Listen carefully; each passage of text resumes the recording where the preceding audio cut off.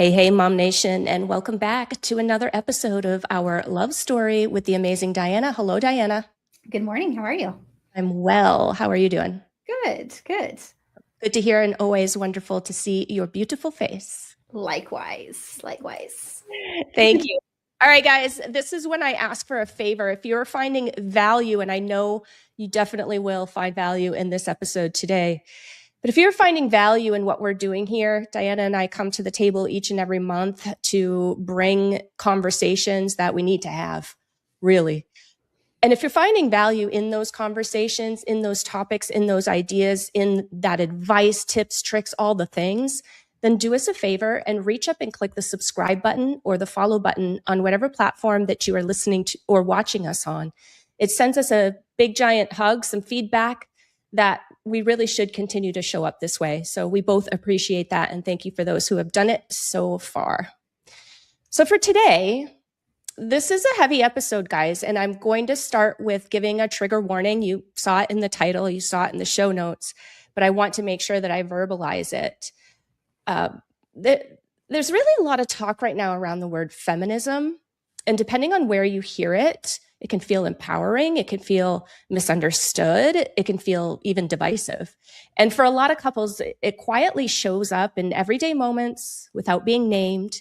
Things like division of labor, mental load, safety, and expectations around roles.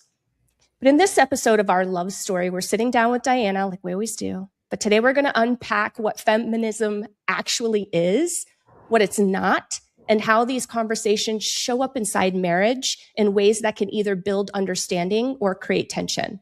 It's not about choosing sides here. It's about understanding each other better in a world where roles and expectations are constantly evolving.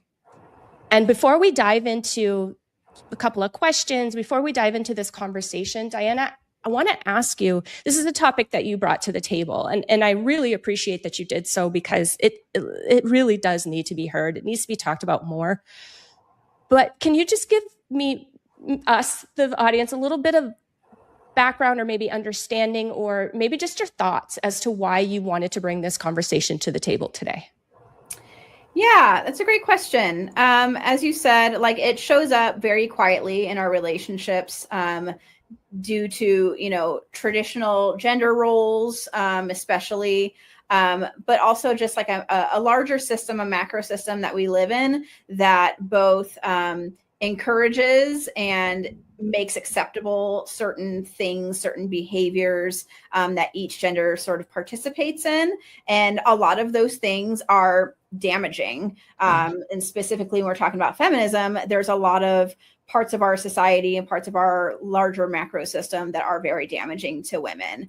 And now that, feminism, it's not the first time we've talked about it, but like as a society, but like now it's really re-entered the chat again about what feminism is and what it isn't. And really sort of a call to action for the men in our lives who we identify as safe men for us to really understand what feminism means and how they can show up for the women in their lives differently and have a really good understanding of what feminism actually is and what it isn't, but actually why this is so important to us. Like in 2026, why it's always been so important to us, but especially with some recent events that have been going on that we have been privy to, why this is such a heavy time to be a woman and why we just really need to be heard and understood.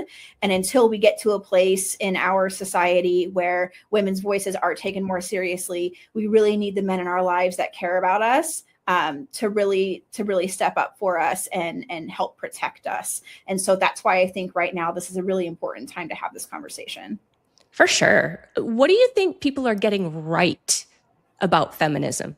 Anything?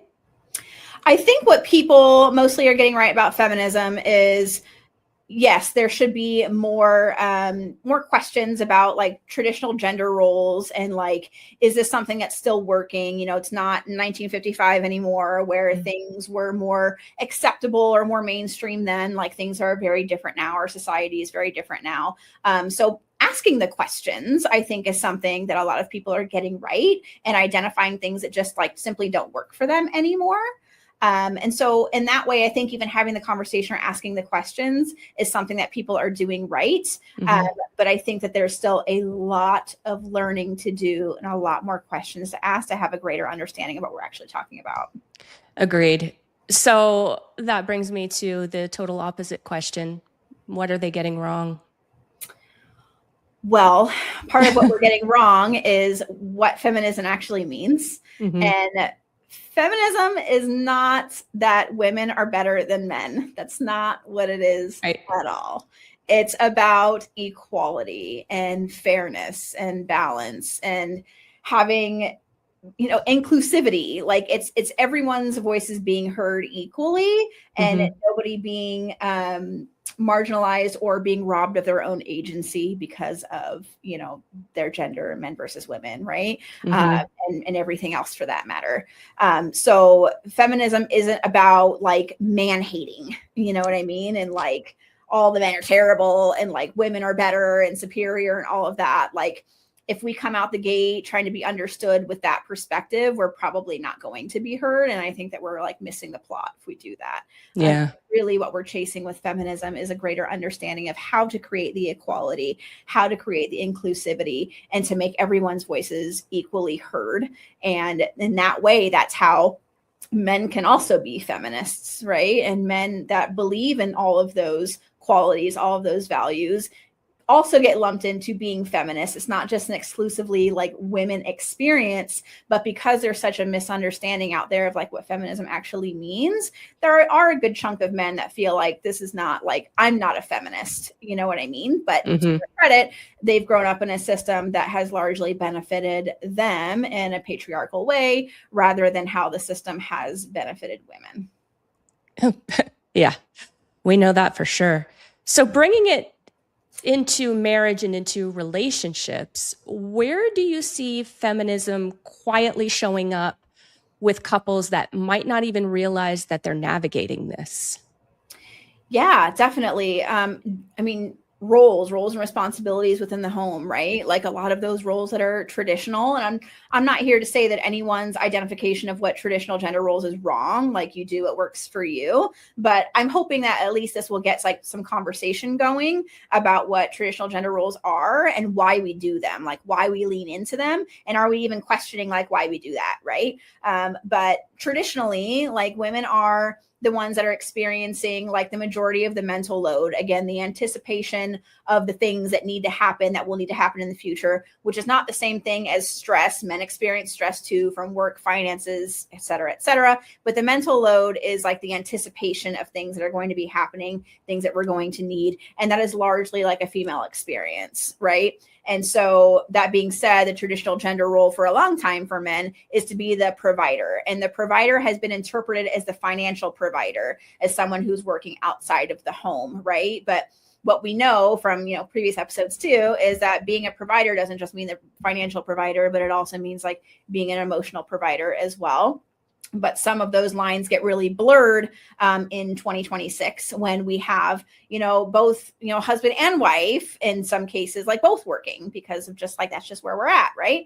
But still, even if there are two incomes required, most of the time it still falls on the wife, the woman, the girlfriend, whatever, to carry more of the mental load and to carry out more of those traditional gender roles in terms of taking care of the kids and anticipating what the kids need. Not always, but like cooking and cleaning and things like that. Again, this isn't a broad sweeping statement. There's a lot of people out there that are getting it right.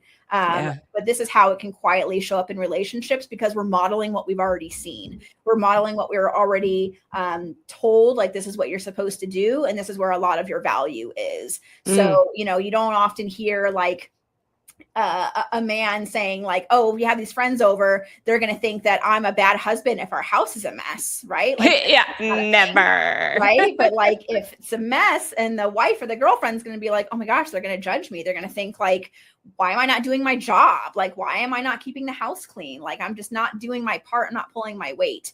Then those are some like really quiet ways that like some of that anti-feminism may not be purposely showing up, but it's like very quiet. And it's not necessarily like, you know, a perpetrator sort of situation where like it's being done purposely to, you know, suppress like the woman in your life. Like, I don't think that that's like often like on purpose, but again, systemically, that's how it's happened because it's what we've learned. And another way that it shows up sort of quietly is, you know, some of the concerns that women have on a daily basis that men don't experience. So many little micro decisions that women make on a daily basis that men just, it's just not on their radar. You know what I mean? I could give examples like all day long, but like, you know, women having to calculate if they're going to go for a run, where they're going to go for a run, what time they're going to go for a run. Is it populated? What route are they going to take? Are they going to tell someone they're going for a run? Right? Like, getting in an Uber, are you going to share your trip because, you know, who knows? Or do I take like a different form of transportation? Should I wear this? Should I not wear this? Right. Should I engage in this conversation at the bar with this guy? Or should I not? Or am I going to make him mad? So I might want to talk to him. If I talk to him, I might be leading him on. And like all of these little decisions that we make on a daily basis are for safety. The way that we park our cars, the way that we carry our keys in the parking lot, the way that we put our head on a swivel, how we won't go to Target at night. You know what I mean? Like so many of these little micro decisions that get made on a daily basis that are so incredibly heavy that even though they've become a part of our daily life, like men largely don't understand that experience because they don't have to. They don't have to. They don't have to. To your point, I literally have spent time making a decision as to what shoes I'm going to wear, depending on where I'm going, in case I need to run. That part. And it's so just clockwork for me that as I'm making that decision, I'm not necessarily like, oh, men don't have to worry about this. Like, it's just ingrained. It's just built in at this point. Right. Another example, and not trying to throw my husband under the bus, I love him very much and I feel safe with him, but there was a time when there were a lot of break-ins happening in my neighborhood. Do you remember that? I think, I don't know if you do, but there were a bunch of break-ins, and there weren't any, like, usually it was when people weren't home. So there weren't any, you know, physical issues or physical injuries or things like that happening. Yeah. But I was very afraid during that time, not only for a break-in to happen in my home when I'm not there, but especially if I'm there. Mm-hmm. And my husband couldn't understand that. And I don't think that it's not because he didn't want to or he didn't care about me or my feelings or anything. It just doesn't hit them like it hits us. He was like, well, that's not been what's been happening. So why are you even worried about that? Like, are you kidding me? I'm 5'2", 115, soaking wet. Like, are you kidding me? How can I not be worried about that? How can I not be worried about that? And not only that, but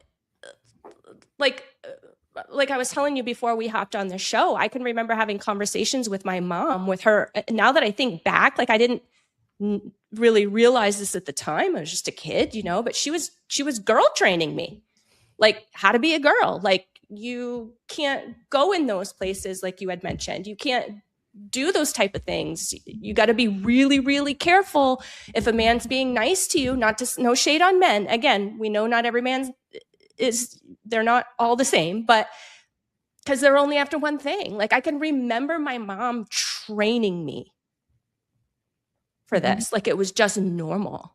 Mm-hmm.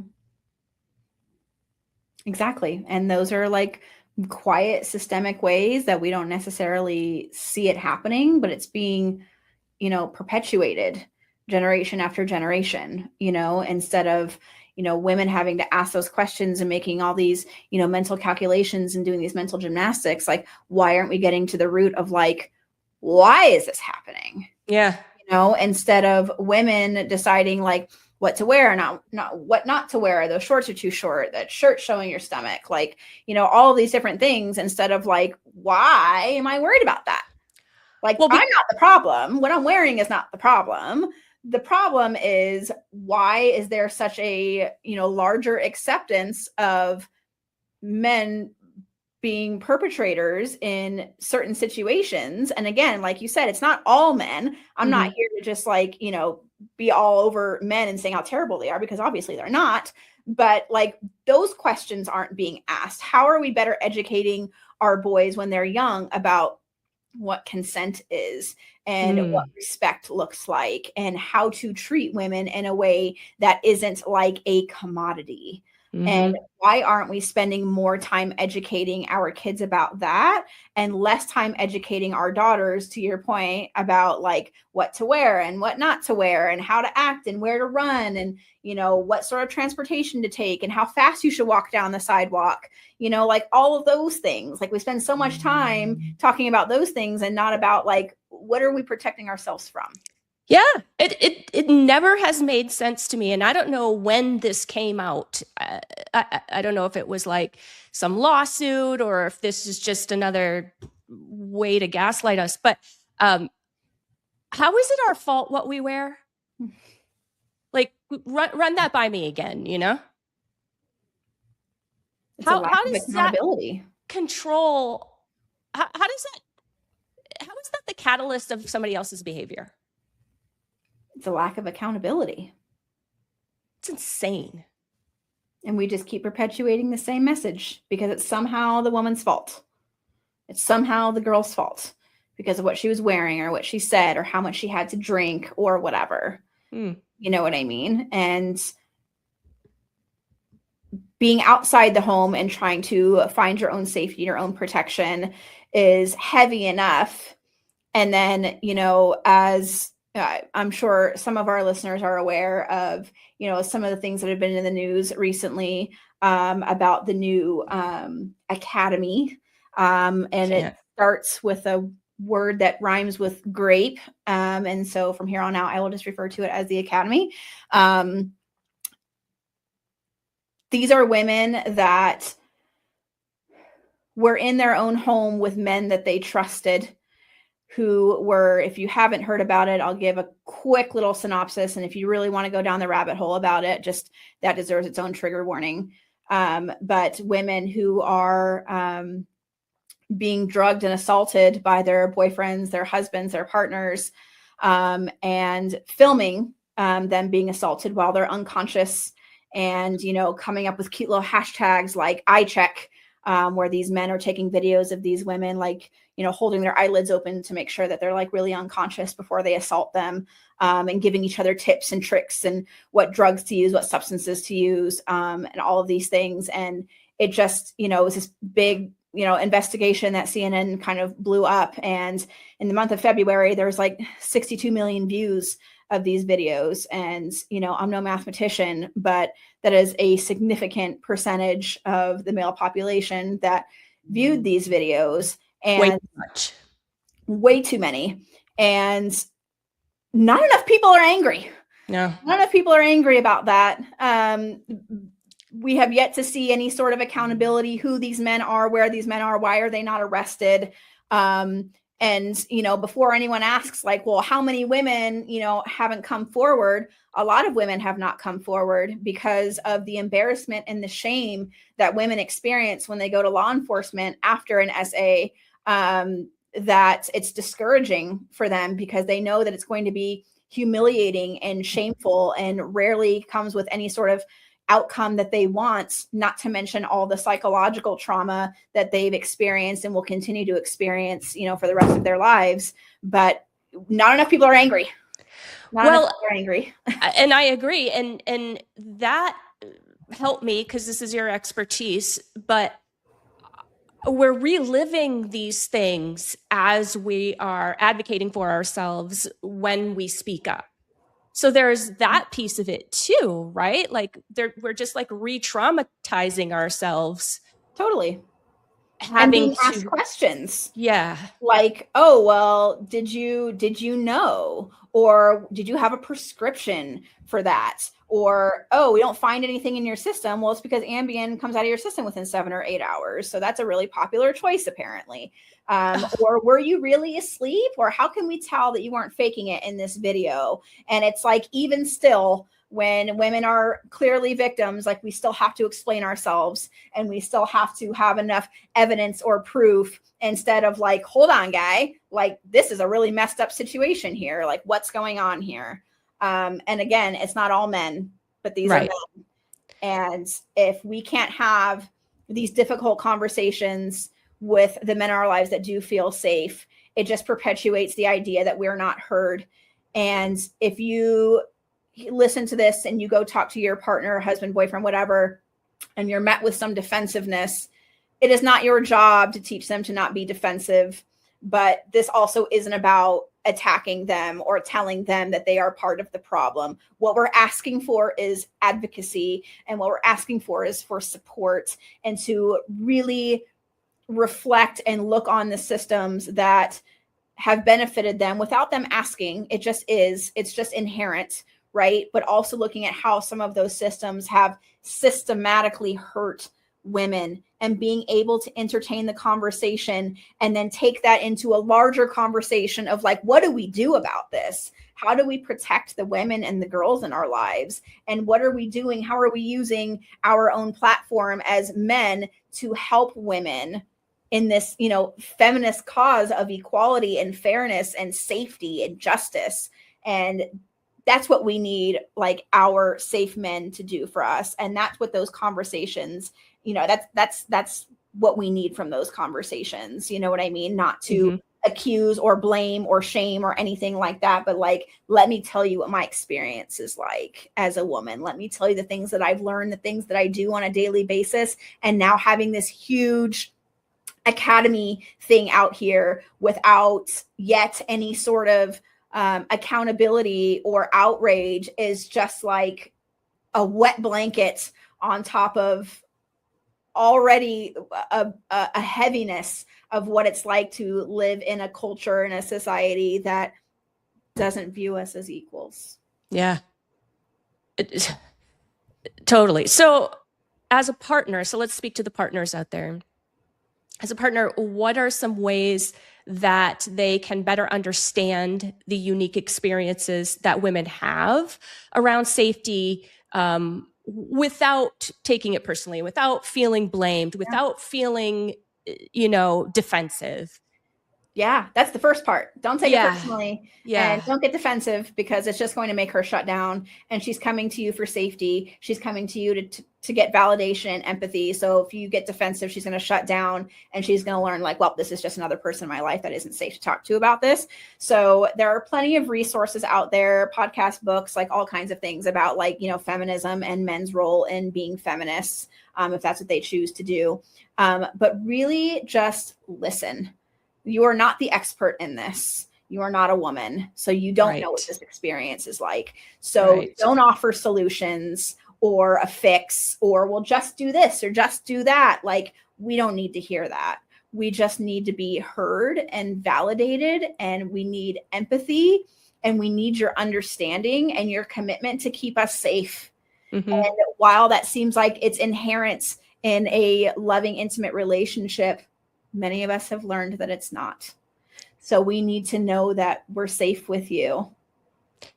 And can we stop dismissing our fear as being silly or extra sensitive, or like insert all of the descriptive words that we've heard throughout our entire life, Right. The words that continue to feed the problem and continue to feed contempt, which is, placing women at a lower station than men, and perpetuating that is really men's way of protecting themselves, from shame or from feeling less than. But what that does is perpetuate an already very damaged system of a lack of equality. So this isn't about you. So stop making it about you, and don't make it about, how silly she's being, or she's exaggerating, or she's being dramatic, or all of those things. Like, these things are not dramatic, and they're not being extra or anything like that. Like, these are very real daily experiences that women experience, and we need to be heard, and we need to be supported, and we don't need to be talked out of it, and we don't need to be minimized. We need your support. Yeah. Yeah. And I'm just thinking of like dads and daughters too, like daughters, if they're not already there, they're going to be there at some point. They're going to be having to make these micro decisions constantly, sometimes very, very quickly. And how can dads help daughters prepare for that while we're still in this era? Sure. You know? Also talking to our boys. Yeah. Talking to our boys, what, you know, dads talking to boys about what consent is, you know, and what being a safe man is and what respect looks like. Mm-hmm. And teaching our daughters all those things that you said, but also like, yeah, if that boy is teasing you, it's not because he likes you. No, we're not subscribing to that anymore. Right. Right. You don't have to make yourself small to make somebody else feel more comfortable. We're not doing that. Mm-hmm. Mm-hmm. That's how we break the cycle, is we start with our kids and we teach them about these things. We teach them about empowerment and fairness and equality and consent and love and what that really looks like. That's where we start to make a change. You know, a lot of this conversation has really gotten my gears turning and thinking about like the past, like the experiences that I had when I grew up. And something just triggered when you just said that for me was, it is such a weird thing when I think back to it and the mixture of emotions that I had. But I was in the 6th grade, so I was my son's age, so probably 12. And I was on like the lunch tables. They were picnic table style, our lunch tables in our school. And I had reached over the lunch table to like grab something from a friend or whatever it was. And I had to like stretch over the lunch table to get it. And a boy in my class at that very exact moment came by and slapped my butt. And I was like, huh? And, you know, all the guys are laughing and they're like, nice ass, you know? And first of all, that was the first 12. Moment I even, 12. And that was the first moment I even like thought that I even like looked attractive. Like that didn't even cross my mind. I was 12 years old. You know what I mean? Yeah. A child. And it was just laughed about. And so I was just like someone's joke. Mm-hmm. And all of the boys that laughed right along, right?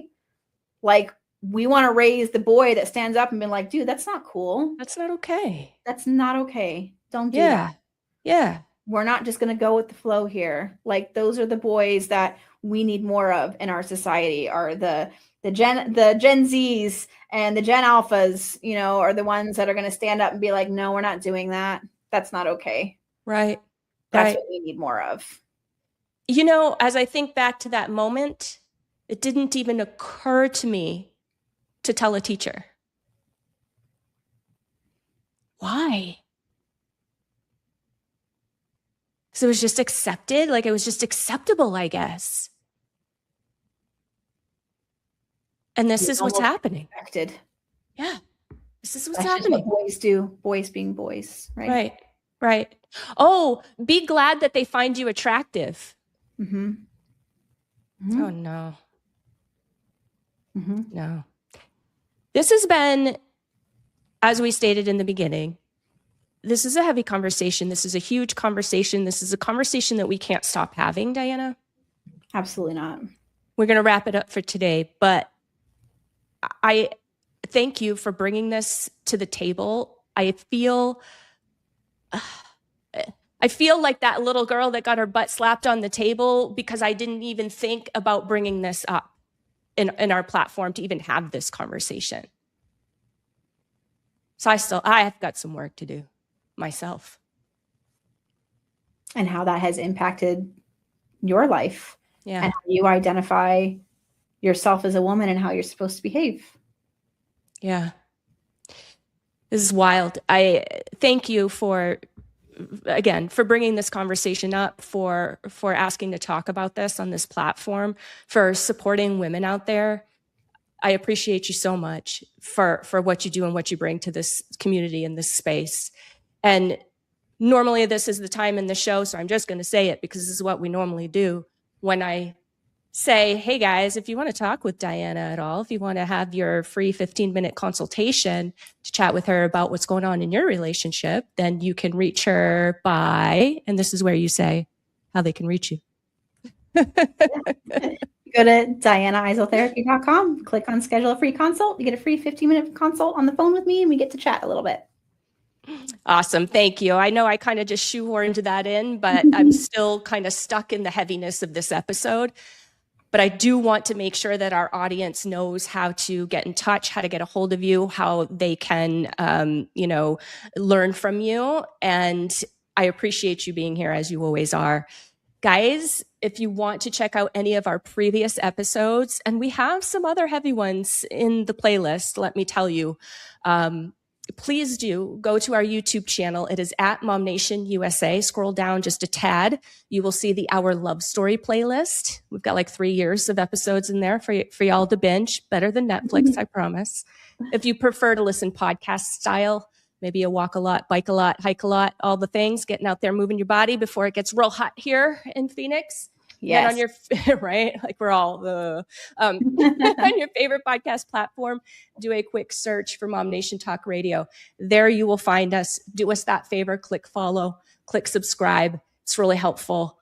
And to be continued. We're going to continue this conversation. Thank you so much, Dyanna. And if you are listening today or watching and you are feeling a bit dysregulated after today's conversation, please do what you need to do to take care of yourself. Be really mindful, listen to your body, and do whatever you need to do to take care of yourself today.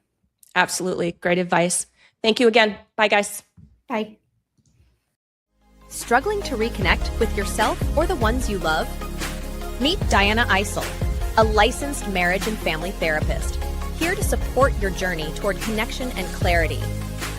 She helps you feel seen, heard, and supported as you grow through life's challenges, emotionally, sexually, and relationally.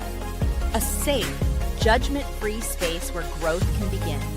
Come as you are and grow into who you're becoming. Reach out today and take your first step toward healing with Dyanna